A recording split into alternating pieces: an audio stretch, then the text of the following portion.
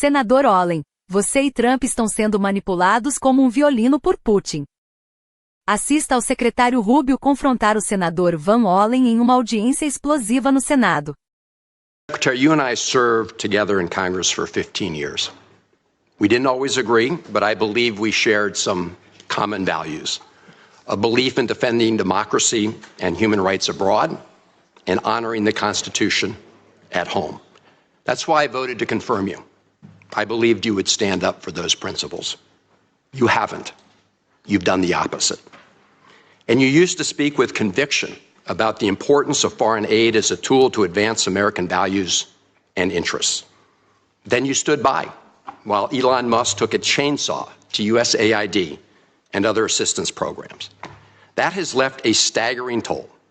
Broken trust with countries, openings for China and other adversaries, and countless preventable deaths of children and others. Take Sudan, for example. The freezing of U.S. humanitarian assistance forced the closure of nearly 80% of the emergency food kitchens there.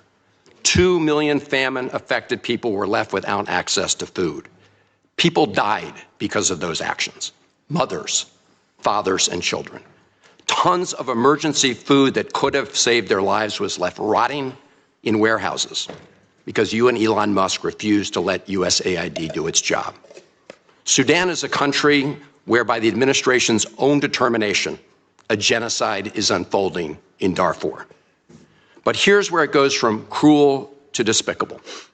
While cutting off food aid to Sudanese families living through an actual genocide, you're fast-tracking white South Africans for refugee status under a manufactured claim that they are the victims of genocide.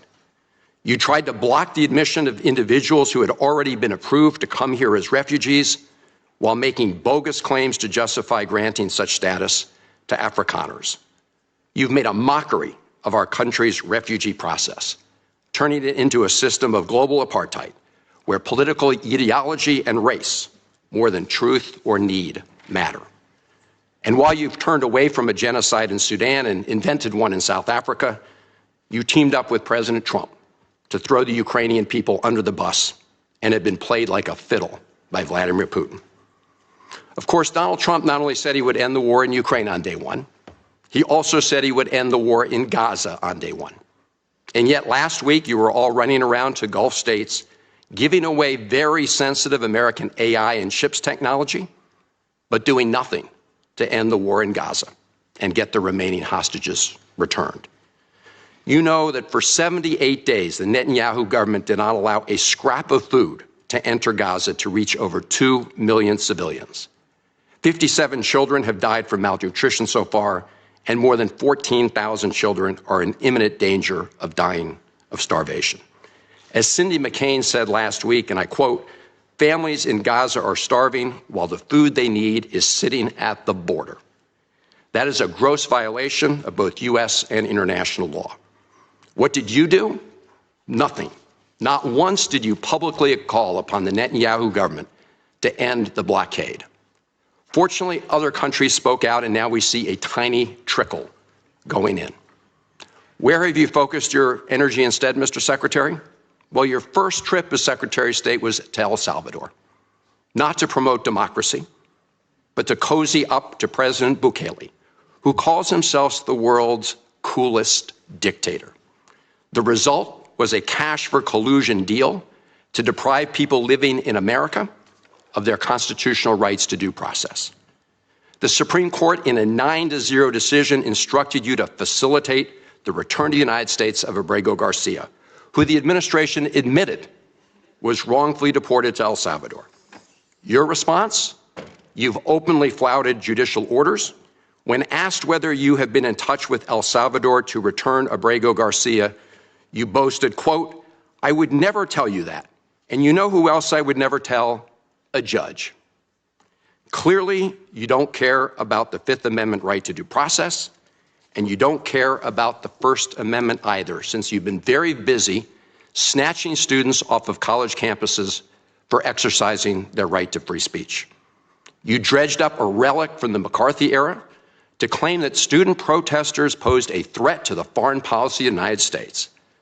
Give me a break, Mr. Secretary. You know as well as I do, this isn't about national security. It's about punishing free speech. And you know that in America, the government doesn't get to use its power to punish speech it doesn't like.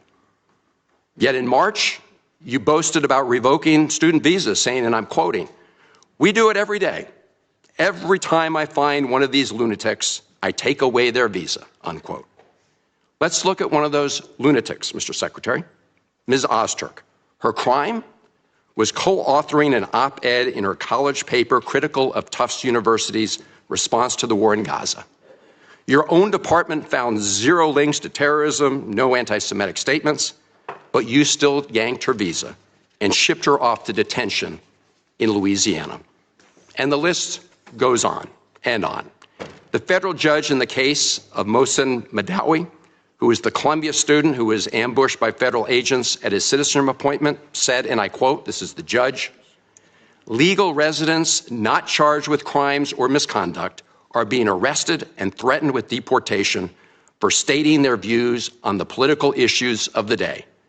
Our nation has seen times like this before, especially during the Red Scare and Palmer raids.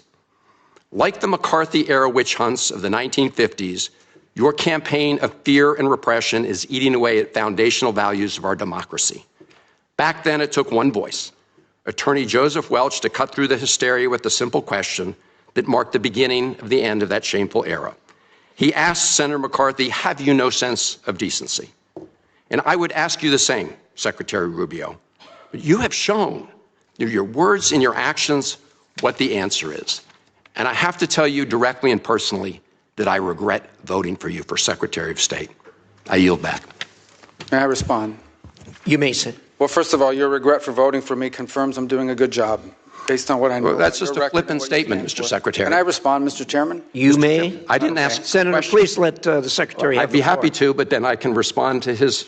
Your time's up, Senator, and willfully used, I might add. Well, your remarks do not represent the view of this committee. Well, Mr. Secretary, please. Well, I'd like to. I can't respond to everything he said because much of these are untrue, but I'll go through a few. First of all, I'm actually very proud of the work we've done with USAID. For example, I don't regret cutting $10 million for male circumcisions in Mozambique. I don't know how that makes us stronger and more prosperous as a nation. I don't regret psychosocial support services. I raised Sudan, Mr. Secretary. Can I respond, Senator, I'd ask you to suspend. You had 7 straight minutes. I chose to use my time that way, Mr. Chairman. That's my right to Please use suspend my time that way. Secretary Rubio. Well, I can go on. I mean, there's other things here. We spent $227,000 for Big Cat's YouTube channel from USAID.